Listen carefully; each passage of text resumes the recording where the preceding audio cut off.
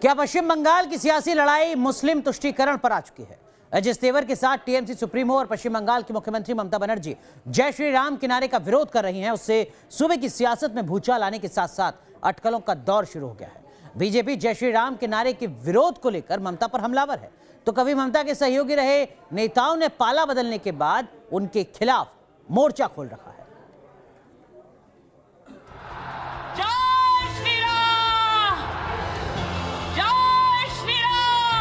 जय श्री राम के नारे से ममता बनर्जी को गुस्सा क्यों आता है? क्या मुस्लिम वोटर्स के लिए ममता को जय श्री राम के नारे पर ऐतराज है?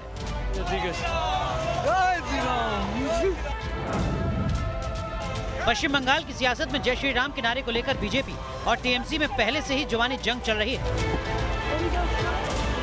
बीजेपी की रैलियों में अक्सर जय श्री राम के नारे गूंजते हैं।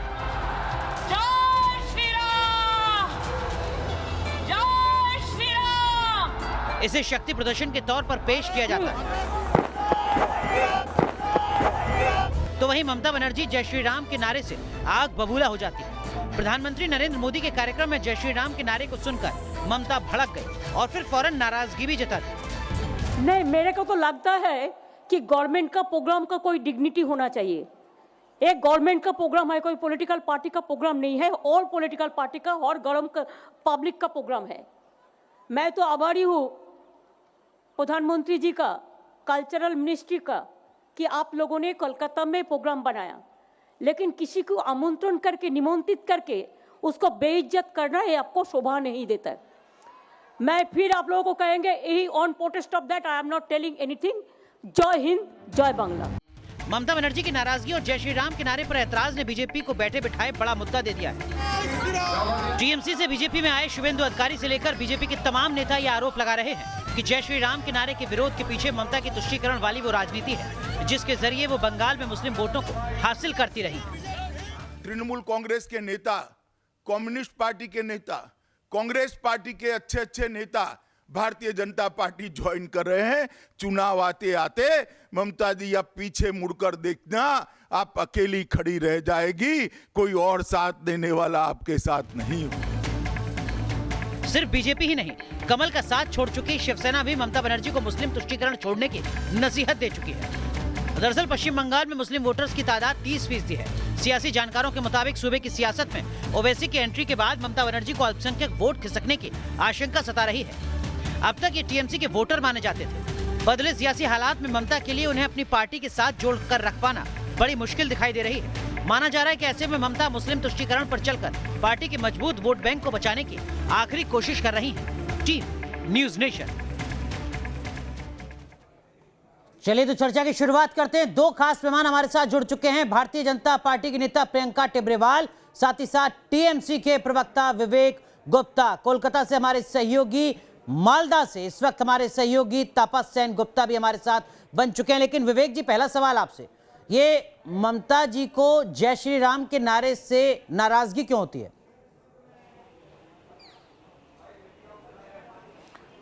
अनुराग जी, मैं बहुत देर से आपका ये शो का जो इंट्रोडक्शन था ये देख रहा हूँ, और मैं आपत्ति भी जताना चाहता हूँ और आपसे आग्रह भी करना चाहता हूँ कि दीदी को कभी भी न जय श्री राम के नाम से तकलीफ है, न उसका कभी उन्होंने लिखित मौखिक कहीं भी कोई विरोध किया है। और मुझे ये नहीं समझ में आता ये कैसे जय श्री राम के भक्त होते हैं जो जय श्री राम का नारा लगा के भाग जाते। दीदी जब बात करना चाहती उनके, मैं राम के नाम पर राजनीति नहीं हो सकती। राम हमारे आराध्य है, मर्यादा पुरुषोत्तम है, सैकड़ों हजारों साल से हम लोग सब पूछते आते। मेरे दादाजी का नाम राम अवतार था, हम लोग सब राम मंदिर जाते हैं, राम का वो लेते हैं। राम के नाम पर ऐतराज होने का सवाल ही नहीं उठता है। ये गलत धारणा बीजेपी ने बनाने की चेष्टा की है, ठीक है, और इसका मुंह तोड़ जवाब बंगाल की जनता जवाब ले लेते हैं। विवेक जी जवाब ले लेते हैं। प्रियंका आप लोगों से आग्रह है, जो बात आप लोगों से आग्रह है कि आप लोग ये शब्द मत यूज करिए। आपने जो बात कही है सर, उसी बात का मैं जवाब लेता हूं प्रियंका जी से। प्रियंका जी, दो बातें विवेक जी यहाँ पर कह रहे हैं। पहला तो ये कि ममता जी को जय श्री राम के नारे से कहीं कोई आपत्ति नहीं है, किसी तरीके की कोई नाराजगी नहीं है। दूसरा आरोप ये कि आप नारा तो लगा लेते हैं, लेकिन उसके बाद राम के मुद्दे पर बात करने के लिए भी आप तैयार नहीं होते हैं, आप भाग जाते हैं, आप खुद बचते हैं, आप खुद सियासत केवल कर रहे हैं। देखिए, विवेक जी ने जो कहा, उनके सेंटेंस में उन्होंने कहा कि ऐसा कभी भी नहीं हुआ कि लिखित और मौखिक रूप से कहीं भी ममता बनर्जी ने राम के नाम का विरोध किया। तो मैं अभी बताती हूँ कि कल ही का एक मेरा वीडियो है जो मैंने फेसबुक पर पोस्ट किया है, जिसमें मौखिक आप देखेंगे ममता बनर्जी गालियां दे रही हैं। गालियां दे रही हैं तब दे रही हैं जब उनकी गाड़ी पास हो रही थी, कुछ लोगों ने राम का नाम ले लिया तो उनको ऐसा लगा कि जैसे ऐसा कोई शब्द का इस्तेमाल हो गया हो जो कि किसी भी मर्यादा को पार करता है या असभ्यता है उनके हिसाब से। तो वो गाड़ी से उतर करके उनके वर्ड्स रिपीट कर रही हूँ, गाड़ी से उतरी और उन्होंने कहा कि बैरागत हो तुम, हमारा खाते हो, हम ही को आंख दिखाते हो, चमड़ा खिंचवा लूंगी। तो ये सारी बातें जो उन्होंने कही, ये राम का नाम सुन करके कही। तो विवेक जी ने अभी अभी जो कहा वो बात झूठी साबित हो गई कि मौखिक ममता बनर्जी ने कुछ नहीं कहा। दूसरी बात ये, विक्टोरिया में उस दिन जो हुआ, चलिए फिर ये कहेंगे कि वो तो प्रोग्राम था, वो तो सरकारी प्रोग्राम था। तो मैं तो फिर कहती हूँ और बार बार कहा है कि किसी सरकारी नुमाइंदे ने या कोई भी आदमी जो पोस्ट में था उसने नारा नहीं लगाया, ये जनता का नारा है और ये ईश्वर को याद किया गया था। तो फिर ऐसी बेचैनी क्यों? मैं ये कहती हूँ, ये कैसी मुख्यमंत्री है जो हर मर्यादा को पार कर लेती है? ये कैसी मुख्यमंत्री है? ठीक है प्रियंका जी, दो दलील आपने यहाँ पर दी हैं। मैं उम्मीद करता हूँ कि विवेक जी उसका जवाब देंगे और इसके पीछे किस तरीके की तुष्टीकरण की कोई सियासत तो नहीं है, ये भी हम समझने की कोशिश करेंगे। हमारे सहयोगी तापस भी हैं। लेकिन इस वक्त की एक और बड़ी खबर पश्चिम बंगाल से जुड़ी। पश्चिम बंगाल के अलीपुरद्वार की रैली में ममता बनर्जी ने ऐलान किया है। ममता बनर्जी ने एक बार फिर कहा है कि पश्चिम बंगाल में एनआरसी को लागू नहीं होने देंगे। ममता बनर्जी ने कहा है कि एनआरसी के नाम पर बीजेपी डर फैलाना चाहती है और इस डर को सफल नहीं होने दिया जाएगा। तपस, कल भी हम बात कर रहे थे एनआरसी सीएए बड़ा मुद्दा पश्चिम बंगाल की सियासत में।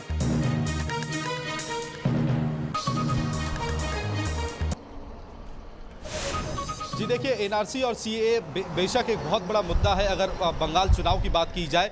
और आप अगर देखेंगे कि अभी केंद्र सरकार की तरफ से कहा गया कि तकरीबन जुलाई तक ये सीएए लागू करने का प्लान है सरकार का। तो उस लिहाज से जो बंगाल बीजेपी के नेता है वो बार बार ये कह रहे हैं कि चुनाव से पहले या तुरंत चुनाव के बाद सीएए लागू किया जाएगा। लेकिन ये सीएए लागू होना, ममता बनर्जी एक ऐसी नेत्री है जो पहले दिन से ही इसका विरोध जता रही थी, पूरे देश में सीएए और एनआरसी लागू होने के विरोध कर रही थी। वो बाखूबी जानती है कि अल्पसंख्यक वोट बैंक, चाहे वो ममता बनर्जी हो, चाहे वो लेफ्ट वामपंथी जो दल 34 साल पश्चिम बंगाल में सत्ता में थे, वो ये बंगाल की राजनीति कहीं ना कहीं माइनॉरिटी वोट बैंक पर रखकर ही की जाती है। वो 27 से बढ़कर 30% हो चुका है। अगर यहां पर कोई दरार पड़ता है तो सीधे तौर पे वो जो भी पार्टी सत्ते पे होगी उसके वोट बैंक पर असर पड़ेगा। तो इसको लेकर बहुत कॉन्शियस है ममता बनर्जी, बार बार यही कह रही है। और जो तृणमूल कांग्रेस के सूत्रों से भी खबर है कि किसी भी सूरत पर चाहे कितना भी बड़ा आंदोलन करना पड़े,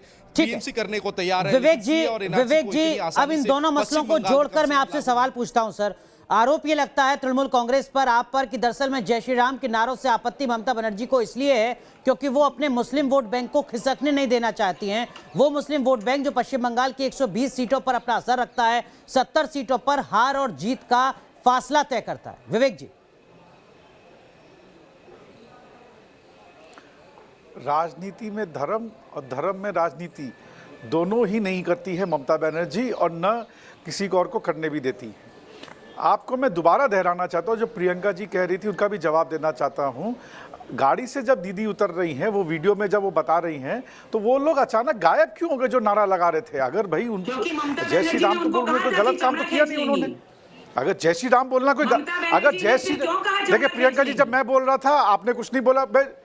प्रियंका जी जब आप बोल रही थी मैंने कुछ नहीं कहा। मुझे लगता है आपको भी मुझे वो सम्मान देना चाहिए। हाँ, मैं ये कह रहा हूं कि जब जो जय श्री राम बोल रहे हैं उनके मन में कोई डर नहीं है, चोर नहीं है, डटे रहते, बात कर लेते। यहाँ मैं बता रहा हूं दीदी खुद ठीक है, लेकिन विवेक जी, जो मेरा सवाल था वो कहीं बीच में अटक गया। क्या मुस्लिम तुष्टीकरण की सियासत तो नहीं हो रही है पश्चिम बंगाल में? सर सवाल ये था, 120 सीटें तो नजर में नहीं है तृणमूल कांग्रेस के, और उसी के मद्देनजर इस तरीके का जो प्रोजेक्शन है वो तो नहीं किया जा रहा है। अनुराग जी, मैं बोलूं, ममता बनर्जी 11 करोड़ बंगालियों की मुख्यमंत्री हैं, और जैसे प्रधानमंत्री 130 करोड़, जिसमें मैं भी शामिल हूं, 130 करोड़ भारतीयों के प्रधानमंत्री हैं। सर जो आप कह रहे हैं वो आदर्श बात है सर, टीवी डिबेट्स में अच्छी लगती है, लेकिन जमीन पर क्या जो भी हकीकत काम है करती ये थोड़ा समझने की कोशिश कर रहे हैं। माफ कीजिएगा, मैं आपको रोक रहा हूं। विवेक जी, मैं रोक रहा हूं आपको, माफ कीजिएगा। इस वक्त एक बड़ी खबर हम आपको बता दें, बंगाल में चुनाव से पहले सियासी तनाव लगातार बढ़ता हुआ नजर आ रहा है। टीएमसी ने बीजेपी नेताओं की रैली का विरोध किया है। दक्षिण 24 परगना में टीएमसी नेताओं ने काले झंडे दिखाए। मुकुल रॉय, शुभेंदु अधिकारी के काफिले को काले झंडे दिखाए गए हैं। तो तस्वीर लगातार हम आपको दिखा रहे हैं। देखिए पश्चिम बंगाल की तस्वीर आप देख रहे हैं, जहां पर दक्षिण 24 परगना में टीएमसी के नेताओं ने बीजेपी के बड़े नेताओं को, मुकुल रॉय और शुभेंदु अधिकारी को काले झंडे यहां पर दिखाए। टिबड़ेवाल जी, अब यही सब कुछ हो रहा है पश्चिम बंगाल में।